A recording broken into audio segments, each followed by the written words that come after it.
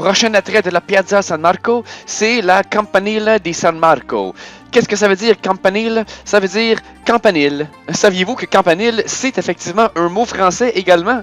Bon, ça doit être vrai, ça vous aide pas. Campanile, ça veut dire clocher. On parle du clocher Saint-Marc. La tour fait presque 100 mètres de haut. 100 mètres de haut! Elle est tombée en 1902, donc pendant une brève période, avant qu'il ramasse le morceau, elle faisait presque 100 mètres de large. Elle a été reconstruite en 1912 pour être une reconstitution la plus exacte possible de l'original. Ça n'a pas été dur de trouver des images sur lesquels se baser avec un bâtiment touristique si important, même en 1912. Ils ont juste fait le tour d'Instagram. La tour ouvre à 8h30 le matin. Arrivez une demi-heure à l'avance, soyez parmi les premiers en ligne, ça va vous donner le temps d'apprécier les décorations de la base de la tour. Puis, ils vous font monter par ascenseur et vous allez avoir une grosse demi-heure en haut pour apprécier cette vue incroyable. Du versant sud, on voit la petite île de San Giorgio Maggiore, la grande île de Giudecca,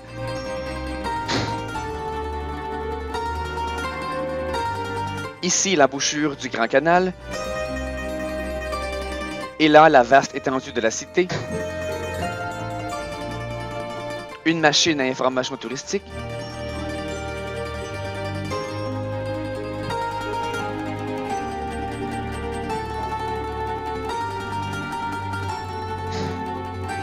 Et ici en bas, on aperçoit les dômes de la basilique et le palais du Doge. Et on voit clairement la queue du poisson qui s'étend à l'horizon et nous donne vraiment une bonne idée de la taille de la ville.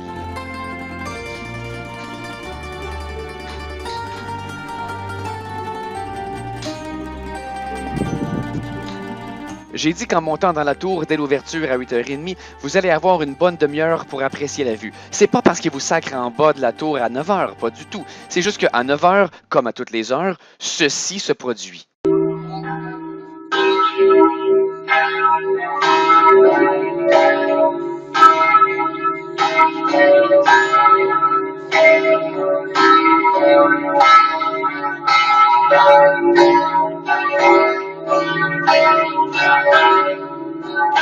Il y en avait juste 2 sur 4 qui sonnaient et oui, c'était toute une expérience. Et non, c'est pas parce que les cloches sonnent que ça t'oblige à redescendre, pas du tout. Tu peux rester en haut du clocher toute la journée si tu veux. Mais en ressentant les vibrations des cloches, tu te mets à penser à un certain pont bâti en 1962 qui menace de tomber. Et ça te tente plus de rester dans une tour bâtie 50 ans auparavant qui, elle, a déjà prouvé qu'elle pouvait tomber.